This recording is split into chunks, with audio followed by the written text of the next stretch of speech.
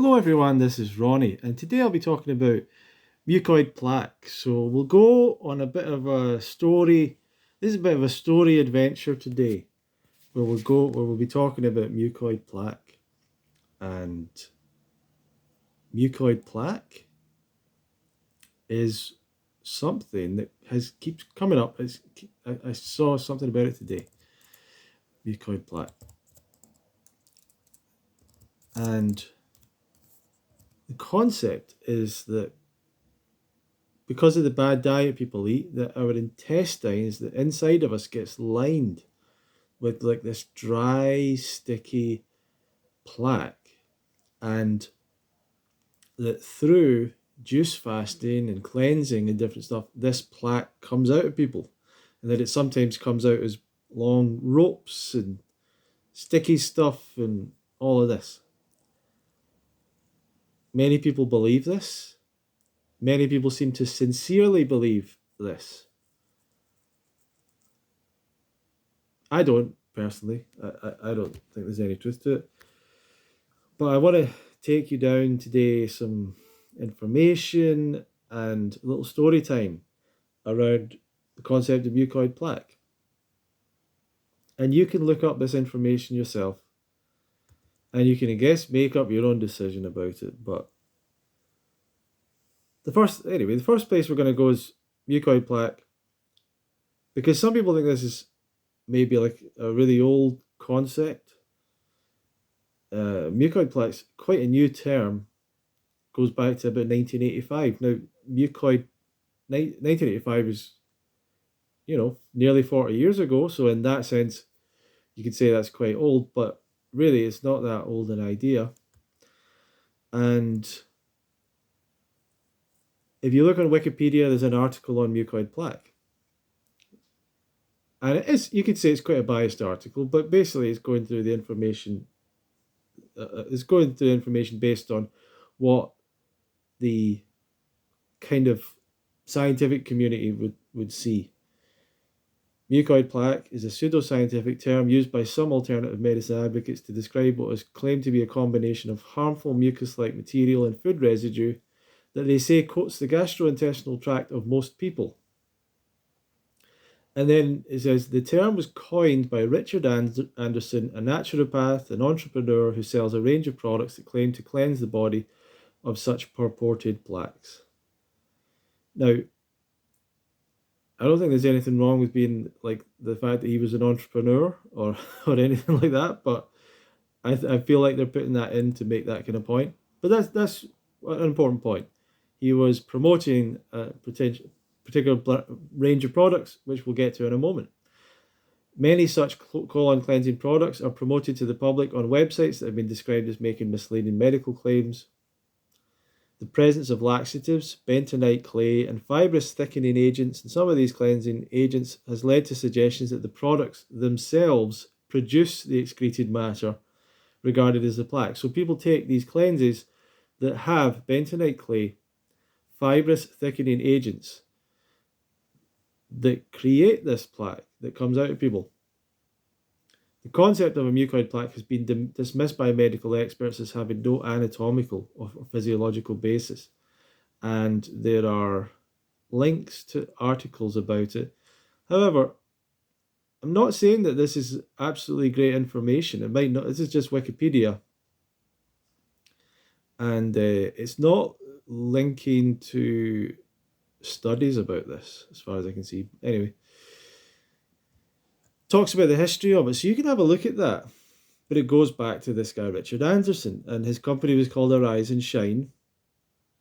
And Arise and Shine is got a website, ariseandshine.com, and you can go and read the origins and history, which I'll do a little bit right now. Arise and Shine. Arise and Shine's history began in 1985 when Richard Anderson and his herbalist friend, White Crow. So, immediately, you kind of can't make this up, right? His herbalist friend, White Crow. Do you think White Crow really existed? Do you believe this straight away? I'm not convinced. But here's the crazy thing. Richard Anderson and his herbalist friend White Crow went on a 3 month wild salad expedition in the mountains of the western USA and lived on a diet of only wild fresh herbs. Now, this is fantasy. This didn't happen. It sounds great. No, and I get it. If you know, people came to the fruit festival or something, and I told that story that that's what I did. Me and my herbalist friend White Crow went on a wild salad. People would be like, "Wow, amazing! That's fantastic!" Like, some people would love that story. A wild salad expedition. Did that really happen? And they lived on only wild fresh herbs for 3 months. So basically, they're kind of in a fasting state because you're not going to be getting enough calories. I think everyone knows that's not something that you need to be that educated to understand. That living on wild fresh herbs is not something you're going to be able to do. And it'd be kind of disgusting. Like, herbs aren't that pleasant to eat, especially fresh. Wild salad expedition. It makes more sense that they would have went out picking wild herbs and stuff and adding it to maybe other food that they had. That makes more sense. But for 3 months, you're living on herbs while camping in a meadow in the Sierra Nevada mountains. This makes out like America during 1985 was like this wide open like place. You just went on adventures and journeys, as if that it's not like national parks and camping grounds and stuff. They just went out into the wilds. They ate a combination of herbs that produced some surprising and unusual effects. Yeah, I'm not surprised. Like, you just go out and eat wild herbs in large quantities. Of course, you're going to have effects. After the time they began passing what Richard defines as mucoid plaque, that experience over 30 years ago inspired him to create the Arise and Shine product line. Like, do you really believe that there's any chance that any of that is true? That is marketing. There's probably some truth to this story. He maybe had a friend that was a herbalist, whether he was called White Crow. I mean, it seems, where is this White Crow guy? 3 month salad expedition, did that 3 months that him and a herbalist just went off for 3 months in the mountains of the western USA, living on wild fresh herbs. Like, what? And then he's like, wow, this would be a great product line. Like, come on. Inspired him, and they just started passing stuff that had unusual effects. Yeah, yeah, I'm sure that part I believe. If you go out and eat wild fresh herbs, you're going to have some unusual effects, potentially landing yourself in hospital from complete toxicity. Um, Now, Arise and Shine is a new owner, Avalon Acres, headed by Ivona Lecartier. Since 1989, she was the first to introduce the cleanse. She's been an enthusiastic user of Arise and Shine products. In fact, Ivona has often said, I love the cleanse so much, I married the guy.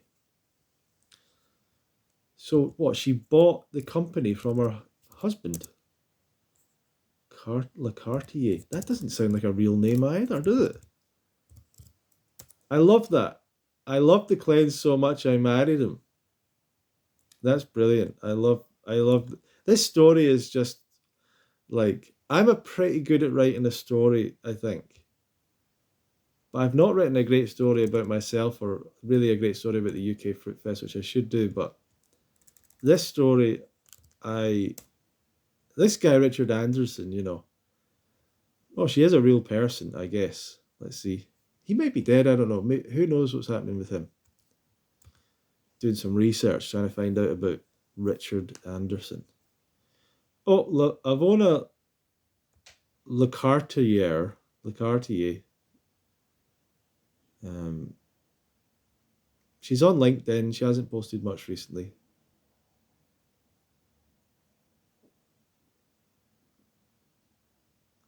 Uh, interesting. So she was.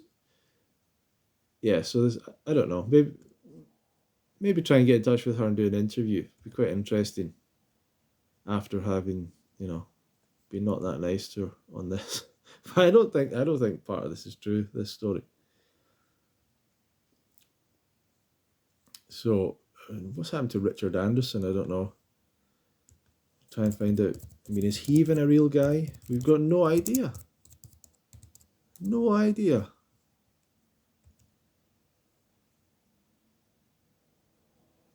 Oh no, he's on. Okay, I think he might be on LinkedIn.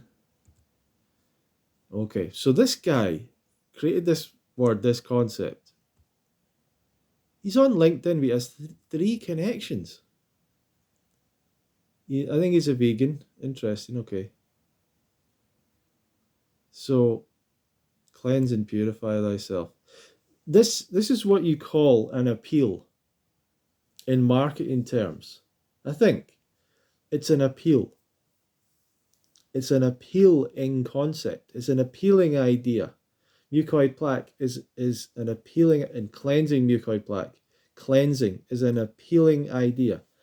It's a niche, a track, an appeal, a message that can be part of a business. Can be, if you're thinking, I want to do some kind of health business, alternative health business, this is a track you can follow.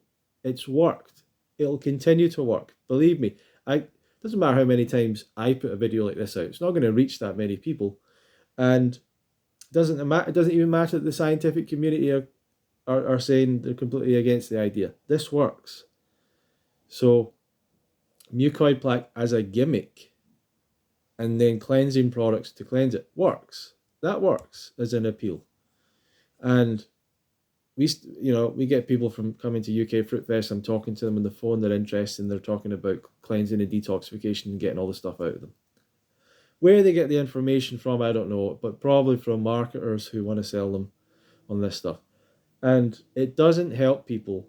It helps to sell these. That this is my back and forth with this has been, well, it kind of gets people involved in this, interested, get them learning about it, but it rarely leads to someone having long-term success with this diet, because the whole concept doesn't.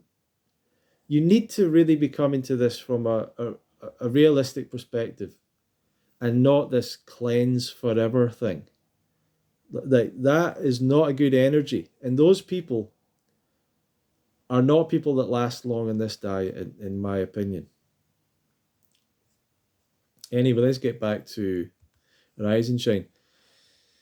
So she took over the management. I love the cleanse so much I married the guy.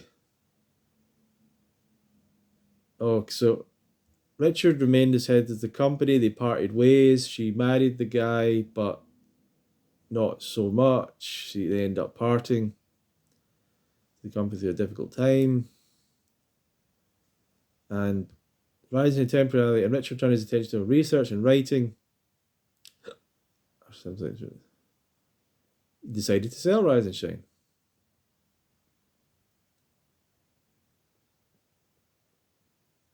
He looked for a buyer who knew the importance of the highest quality herbs. All of these companies, like they say that they're about the highest quality herbs and stuff like that. And they've got their own facility, and they've got their own farmers, and they've got their own farm. None of them do. None of them do. I'll tell you why I know that. It's not possible for them to be profitable and have their own farm and people working on it and researchers and all that. No, there's no way. Same with Daily Green Boost and all that. Not a chance. It comes from China. From a factory in China. That's where all the stuff comes from. All the protein stuff, it all comes from the same 1 or 2 or 3 factories, mega factories in China, most likely. That's how it works.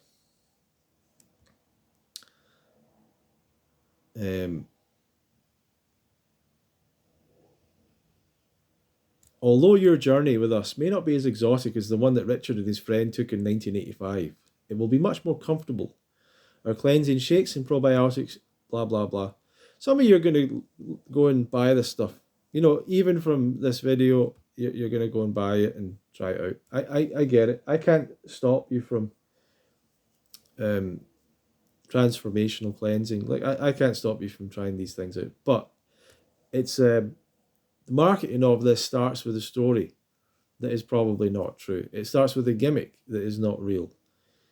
Does the effect of it lead to people changing their diet and doing good things? It might do. So that might be a thing, but I don't know. It's similar to other gimmicks.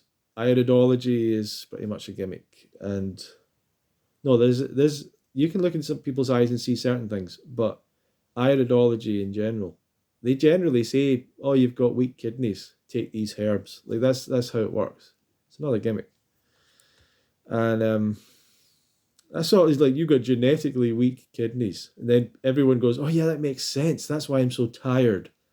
Not my junk food diet and lack of sleep and no exercise. It's genetically weak kidneys, and so that's a little bit of story time about mucoid plaque. It's an idea that came about in 1985. A guy that was selling these products called Arise and Shine.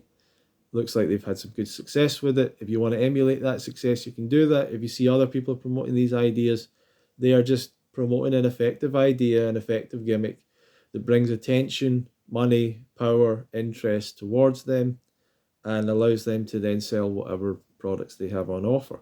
I'm not saying it's necessarily a bad or evil thing. It's marketing, it's sales.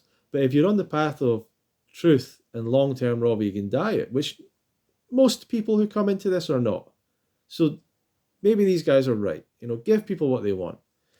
But the people that actually want to do this long term, and that's the truth. Most people that come and find out information like this and dip their toe in the water and watch videos and read books and stuff will never do a raw vegan diet, maybe even for a day. Most people won't. They'll like the idea, maybe they even come to an event, but that's the only time they ever really interact with the diet. They maybe start eating more fruit, they maybe make a little bit of change, but many won't make any change, and many will go back to a bad diet. And it was just like a little passing flirtation with the raw food world. But in that time, these guys managed to sell them detox products, all this stuff, and get a bit of money out of them in that short period of time that those people are interested. It's a minority of people that actually want to do the diet, actually change, actually go to the levels of taking more education, taking more things like coaching, training, and maybe seriously come to the events with a real agenda of making these changes. That's a minority of people. So maybe it is the case that we should kind of serve that majority that are just kind of interested in, hey, have you got any products to buy? Yeah, I'll try that out. And then they never really do it. That's and you saying I'm being cynical maybe, but that's the reality of most things. People buy stuff, they never use it. And I guess it's always bothered me because I know that when people buy a ticket to the fruit festival, they definitely get something out of it. Whereas people spend money on a Vitamix that they never use, a rebounder they never bounce on, a dehydrator that sits there completely unused, like almost everyone's dehydrator is, and all these products and all these, and a juicer, and they use it once and they have to clean it, and they're like, oh, it's too much. And pile up with all this stuff. And some people have saunas and special infrared saunas and tanks and things they spend thousands of pounds on for their health. And you know what it really comes down to? Changing your diet. It's so that you don't need any of that stuff. You need to change your diet. And if only it was that simple that a person could read the information and go, right, that's it. And the truth is, that's all you really need is how to do a raw vegan diet, a basic guide to that. Maybe it could be a couple of pages written out. That's all you really need. But how many people take that and then make this transition and change fully? Very few, because that's not how humans work. But that's all you effectively actually need in terms of improving your health for the rest of your life, you need a few pages of information. The problem is everyone is so full of resistance, indoctrinating, false education, false training to go in a completely different other direction, and they're surrounded by everyone who's going in that different direction. So we have to come in with evidence, research, content, training, education, events, all this stuff to get community experience, friendship, inspiration to get people to make that change and transition. And that takes time for people. So the diet is not complicated. Changing your lifestyle is complicated, and that's the thing.